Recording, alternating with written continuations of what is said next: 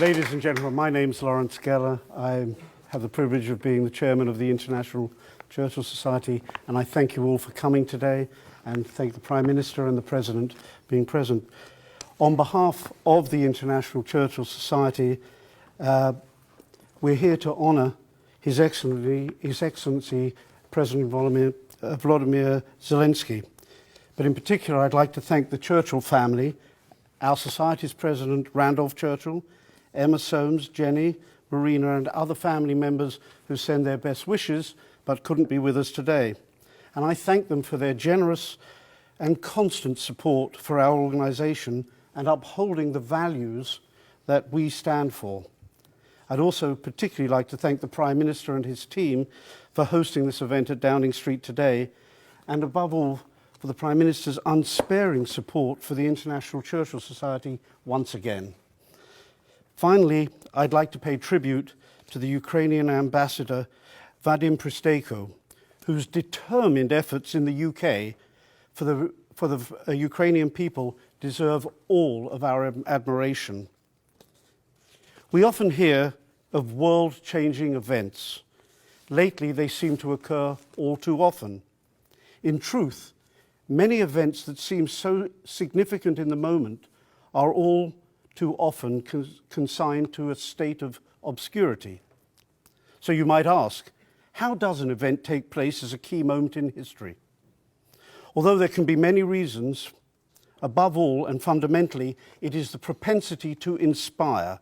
It's the ability to surmount what seems an insurmountable enemy. It is defiance in the face of adversity.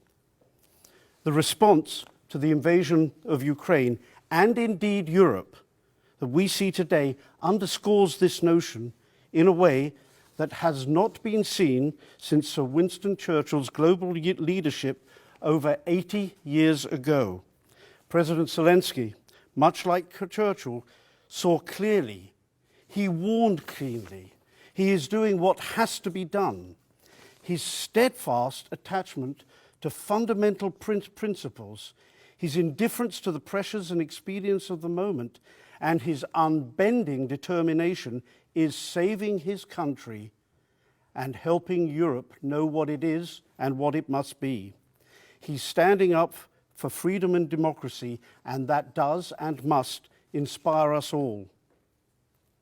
It was Churchill who said, "Once you take the position of not being able in any circumstances to defend your rights against aggression, there is no end to the demands that will be made or to the humiliations that must be accepted." His Excellency President Zelensky understood this.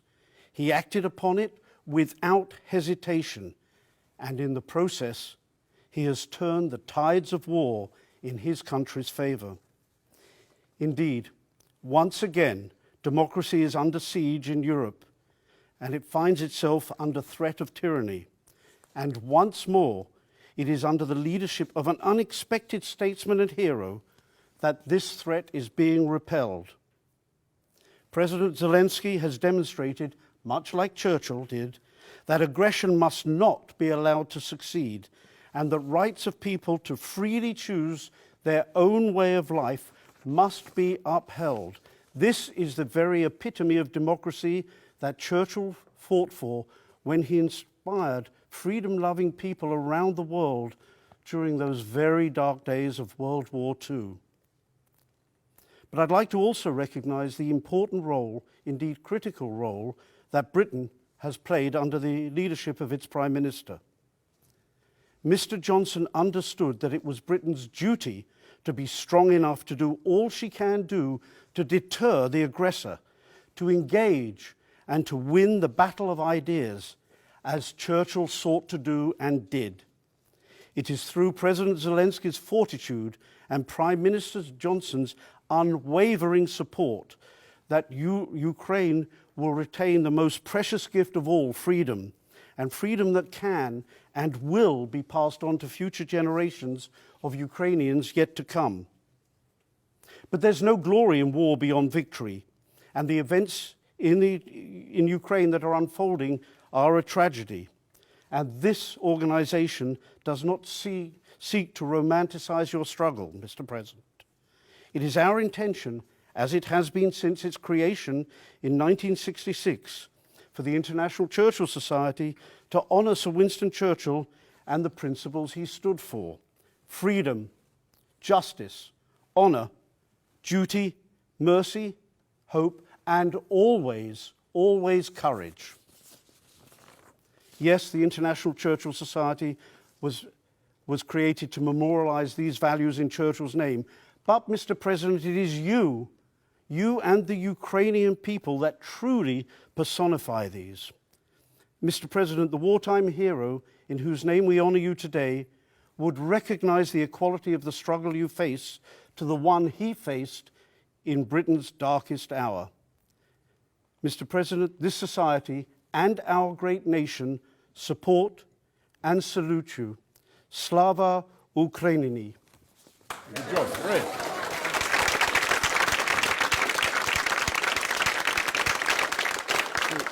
Well, thank you very much, Lawrence.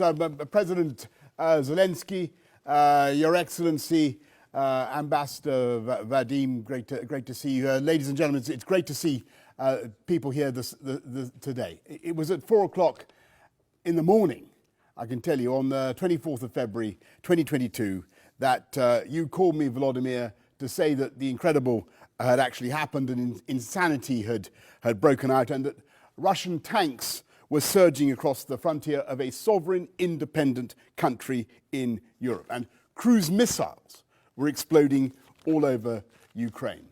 And in that moment of supreme crisis, you faced a test of leadership that was in its way as severe as Churchill's challenge in 1940. As the Russians launched their lightning assault on Kiev, you knew, Volodymyr, that you were top of their target list. And you knew that squads of killers were hunting for you. And you could have left Kiev. You could have said, and it would have been hard to contradict you, that the survival of the Ukrainian state required the survival of the president. But, of course, Volodymyr, you did none of those things. You chose to stay in Kiev among the Ukrainian people, just as Churchill stayed in London in 1940. And when one world leader offered you a way out, you replied, "I need ammunition, not a ride." And I think Churchill would have cheered, and probably would have wept too, because he was often moved to tears, at the sheer courage, the moral, physical courage you showed in those grim weeks.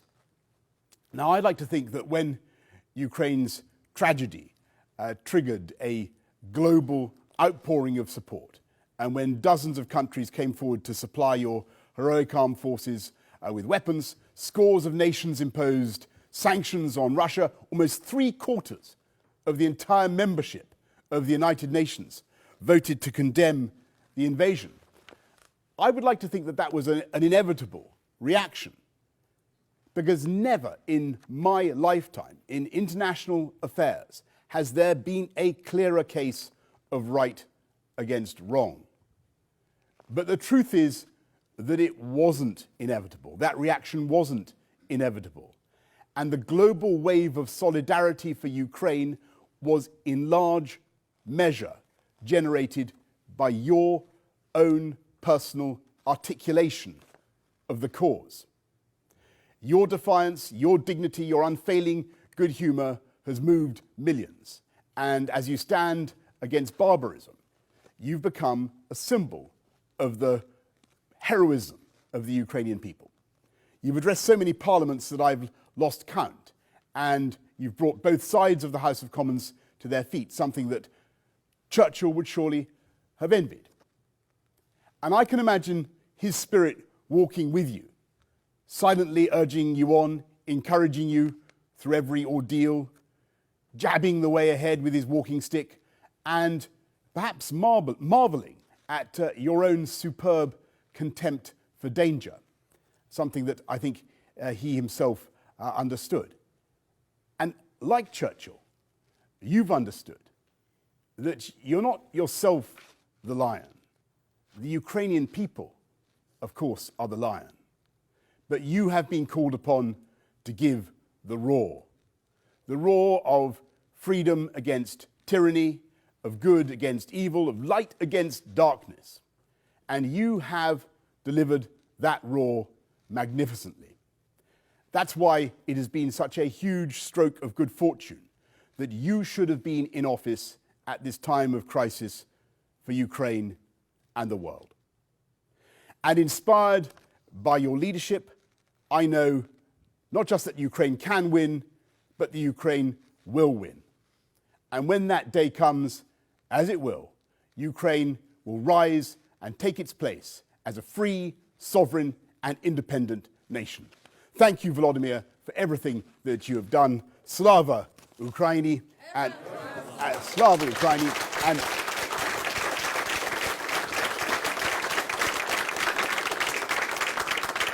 our physical separation notwithstanding, it gives me great pleasure, Volodymyr, to present you with this award, if you can see it, which I hope you can. There you go. Here he is. Vadim, you're going to take it on behalf of Volodymyr. Mr. Ambassador, you're a great man. Thank you. Thank you very much. Thank you. There you go. Друже Борисе, шановні члени товариства Черчилля, шановні учасники української збірної Warrior Games, я знаю, що ви також там присутні, дорогі гості. Це надзвичайна честь для мене отримати сьогодні таку нагороду за лідерство і, отримуючи її, дуже доречно згадати одні з найвідоміших слів Вінстона Черчилля, які були сказані ним 8 травня 1945 року по завершенню війни у Європі. My dear friends, this is your hour. This is not victory of a party or of any class. It's a victory of the great British nation as a whole.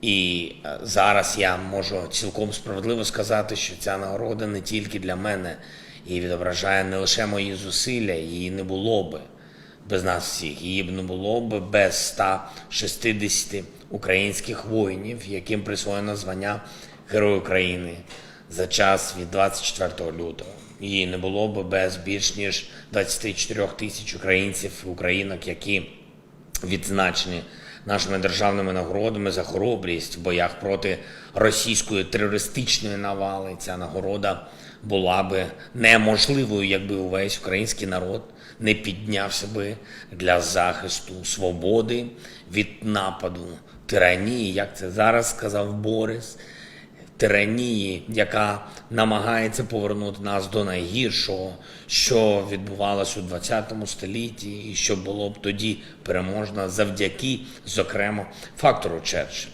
Але не тільки це все відображається зараз. Варто сказати ще дещо. Українці та європейська історія завжди пам'ятатимуть тих, хто, не вагаючись, прийшов на допомогу нашому народу і самій ідеї свободи. Звертаючись до лондонців, які святкували перемогу, Вінстон Черчилль згадав про те, що Британія протягом цілого року залишалась наодинці проти найбільшої воєнної сили того часу. І не вийшла з битви, не підкорилась, а створила приклад для усіх народів, які воюють проти тиранії. І приклад того, що перемога можлива, якщо пам'ятаєш, що таке честь, і не відступаєш від своїх принципів.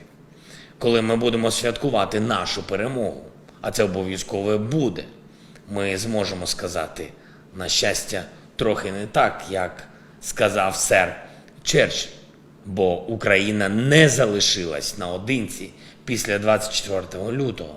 З нами були ті, хто нам допомагав, хто пам'ятав у найгірший час, що таке честь, і хто had no thought of quitting the struggle. І я кажу зараз про тебе, Борис. Про тебе. Ця нагорода також твоя. Це проявилось наше спільне лідерство. Українців, британців та усіх, хто ніколи не віддасть свободу якимось там тиранам, яку б зброю вони не використовували проти нас. Ціна свободи надзвичайно висока, але все ж таки вона незрівнянно вище для тих, хто її віддав і намагається повернути, ніж для тих, хто захищає її всіма силами.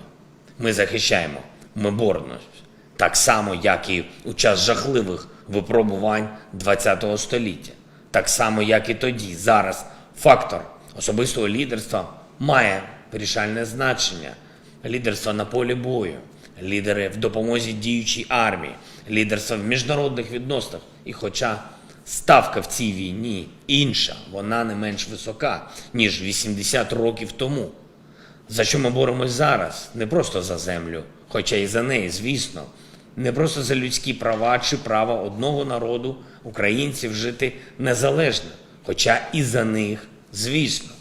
Не просто за свободу в Європі чи всюди на кордонах Росії, хоча і вони будуть гарантовані як наслідок нашої перемоги. Ми разом боремось за те, щоб війна більше ніколи не розглядалася будь-яким агресором як засіб досягнення загарбницьких цілей. І, можливо, вперше в історії людства ми здатні зараз показати усім в світі і надовго, що демократія, об'єднавшись, можуть зупинити будь-яку тиранію, навіть якщо спочатку здається, що у неї необмежені ресурси для агресії. Але це може стати реальністю тільки, якщо Росія програє на полі бою в Україні. Саме тому треба продовжувати постачання сучасної, ефективної зброї нашій державі в достатньому обсязі, щоб остаточно зламати наступальний потенціал російської тиранії. Треба посилювати санкції проти Росії і застосовувати її проти усіх, хто здійснює терор чи допомагає йому. І треба залучати більше народів до нашої коаліції захисту свободи. І особливо тих, проти кого Росія у 21 столітті вирішила застосувати один з найстрашніших видів зброї – голод. Штучний голод. Демократії світу здатні зупинити будь-яку тиранію. Ми здатні зупинити будь-яке зло, яке загрожує нашій свободі. Тільки спільного лідерства усього вільного світу може вистачити для цього. І має вистачити і терпіння. Терпіння на шляху до перемоги. Ніхто не знає сьогодні, скільки часу і зусиль знадобиться, щоб дійти до неї. Однак перемога варта того, щоб дійти. І стане нашою спільною з вами історією. Такою ж видатною, що нас з вами цитуватимуть згодом так само, як ми зараз цитуємо сера Черчилля. Я дякую вам за увагу. Дякую за нагороду народу України. Слава Україні! Thank you, Volodymyr. Okay, great job, everybody. Thank you. Thanks, Volodymyr. Thank you. Okay. Well, thank you very much. Thank you, Volodymyr. Hope to see you again soon. And thank you, everybody, very much for coming. It's great to see you all here this morning. Thank you. Thank you.